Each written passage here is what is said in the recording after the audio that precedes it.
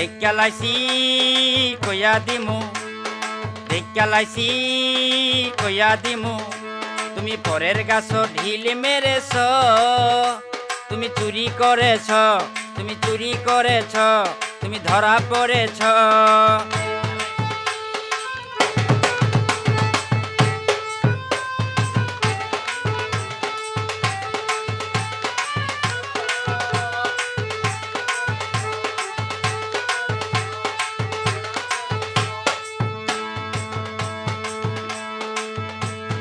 নিজের গাছে ফল থাকিতে কেন অন্যের ফলে লোভ করেছ?